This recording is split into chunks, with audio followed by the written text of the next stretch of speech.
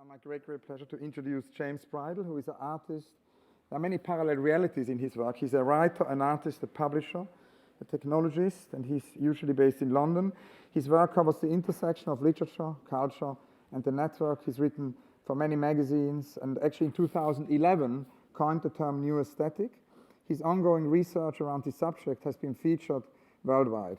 His work, such as the Iraq War historiography, an encyclopedia of Wikipedia changelogs, has been exhibited a lot in the art world. In 2012, he was a happenstance resident at the Lighthouse Gallery. He's a member of the really interesting group, a design partnership based in London, and has also a master's degree from the University College in London in computer science. Please give a very, very warm welcome to James Bridle.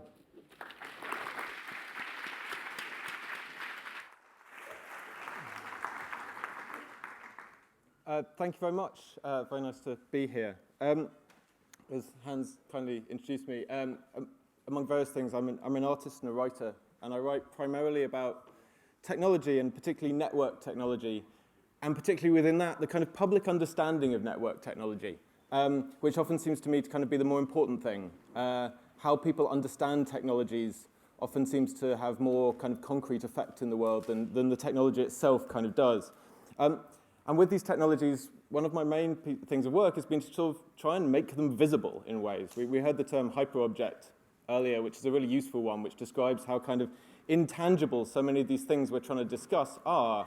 And that goes for kind of technological and network systems as well, and the political systems that kind of lie behind them and drive them. Been doing a lot of work over the last few years around drones, military ones, the ones that kill people.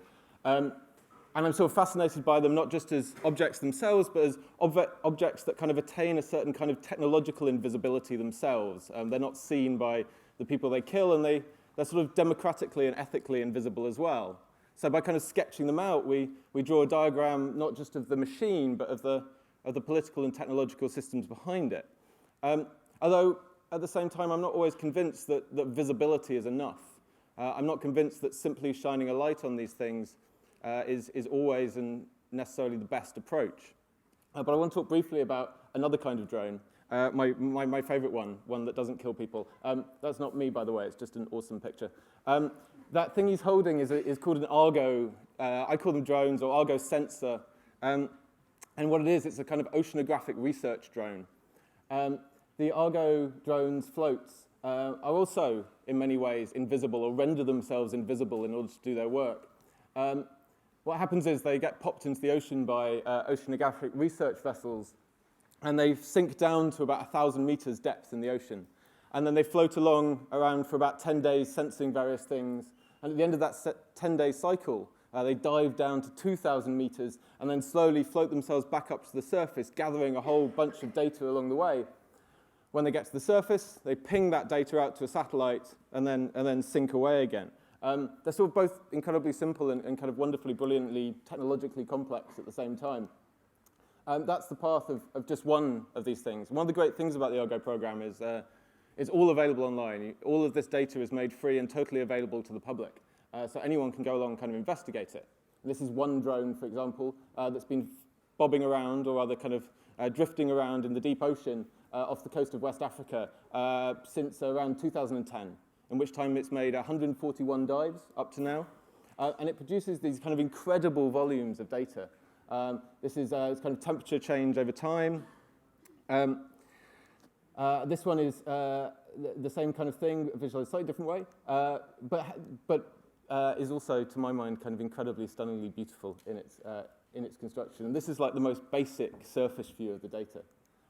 Or, for example, salinity, which is incredibly important for gauging the kind of health and conditions of the ocean, because salinity tells us a huge amount about ocean currents and eddies. One of the things that's happening is that the temperature changes within the ocean are changing the way the ocean flows. It means the ocean is retaining more heat. It's very slowly rising, which means we see more temperature change in the ocean than we see in the atmosphere, which is absolutely crucial for understanding how the climate is changing. What's particularly extraordinary is the coverage of these. In the last 10 years, they've deployed over 3,500 Argo drones. This is a map of them as of September of this year. Each dot represents a different country that also deploys these things. This is an incredible achievement, this vast kind of sensor network, a vast archipelago of machines scattered through the world's oceans, all of them invisible, all of them kind of reporting back to us. And in that time, there's been an incredible amount of work done using these things. This is a very simple graph of the number of papers published based entirely or almost entirely on data gained from the Argo program. Data about research papers about oceanographics, about the temperature changes, about the changes that are happening to the ocean. And yet, as we all know, surprisingly kind of little is actually being done based on this data. A huge amount of discussion, a huge amount of research, a huge amount of kind of energy and activity thrown at the discussion, very little about kind of what's happening that are going to form kind of concrete changes. As I say, I'm not sure visibility, again, in this case, is enough. This is the problem that we face. I did some work with climate scientists at Loughborough University and made these kind of very simple, kind of rubbish visualizations of some of the data that was coming from their temperature sensors, from the Argo network, and from the internet itself. The colored bars in this are not temperature or salinity, they're headlines. They're the top 10 news tags on Google, which aggregates vast amounts of kind of other headlines from all around the world. So what you're seeing in this one is just the last 7 days of temperature change from a weather station in the Midlands against all of the things that everyone was actually interested in throughout that time. Here it is for a month. Already it becomes, again, almost impossible to read. That line in the middle, by the way, is sea ice levels in the Arctic. So as we start to stretch the timeline, things of ecological importance start to creep in, but again become almost entirely obscured by the volume of data underlying it. For the record, I don't really believe that the world is suddenly more complex now.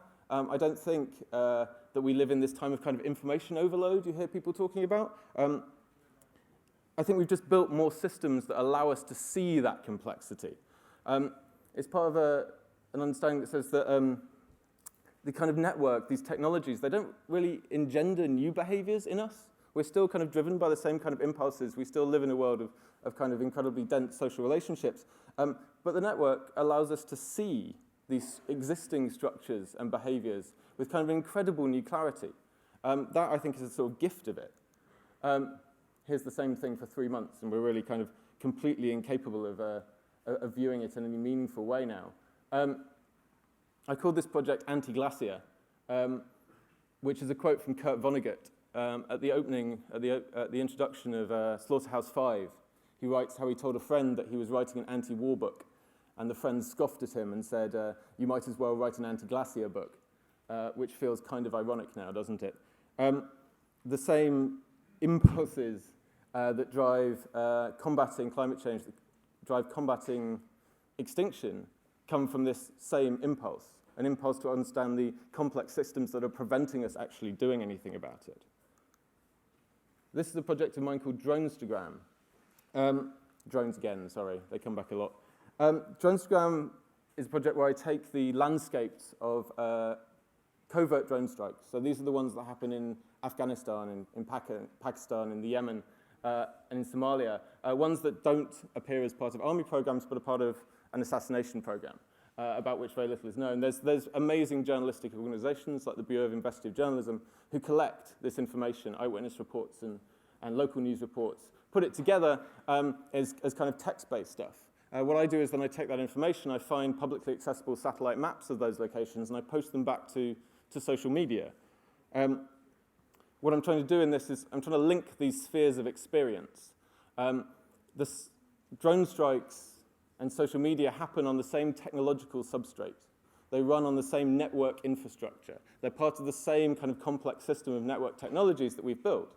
One of them is tuned towards secrecy and towards obfuscation and tuned towards surveillance and violence. The other is supposedly tuned towards empathy and towards understanding. But in fact, they're part of the same system, and if we can understand the complexity of one, then perhaps we have the potential to understand the complexity of the other.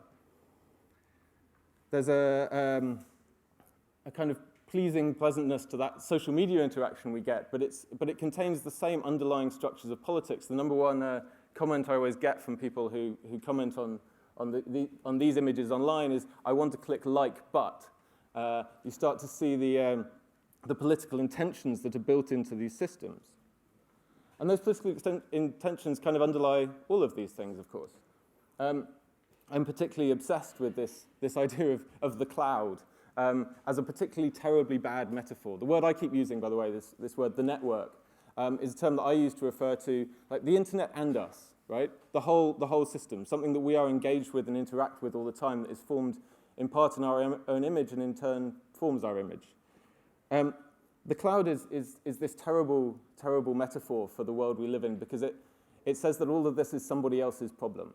It's that all we need to worry about is the bit of it, the end of the network diagram that we understand, and everything that over there is kind of a magic, faraway, happy place that we don't need to think about too much. It's a classic hyperobject. But of course, this is what the cloud's actually like, right? It's massive sheds filled with computers on ring roads. It's cables under the ocean and under streets. It's fiber optics and copper broadband. This is, by the way, Google's data center in Ireland, where all of your secrets are kept. The cloud has a footprint. It consumes vast amounts of energy, vast amounts of water for cooling. It also exists within corporate and legal jurisdictions. It has a footprint, ecological and political. If we can start to approach that, we can start to think about some of the other implications of these networks. We're really, really, really bad about thinking about complexity, right? But the problem is, everything is complex systems now. Or rather, everything has always been complex systems, but they're kind of within our grasp now in this kind of quite extraordinary way. The computer in your pocket was designed in California, was mined in Canada, was assembled in China, was shipped via God knows where. And you can take it out of your pocket and you can see through satellites. You can access any point on the Earth's surface, contact anyone, and even contact satellites themselves 22,000 kilometers above the Earth's surface. It's a lesson in complex systems that we now carry around with us at all times. The same technological approach, the same network that underlies Argo and military robotics also produces the political structures that it itself reproduces. It's a way of seeing into these structures in a way that we can understand them. As they become invisible, the structures that they create become startlingly visible. This, for me, is the kind of gift of these complex technological networks. They're a tool for understanding complexity itself. Climate change, extinction, these kind of vast issues that feel like they're almost overwhelming to us are products of our own industrialization and the process of political will over a century or more. This is the system that we're living inside now. We've built the network, I feel, as a tool to understand complexity itself, not as something to be solved or simplified, but a condition we've always been living with. That is what the network is here to teach us. Thank you very much.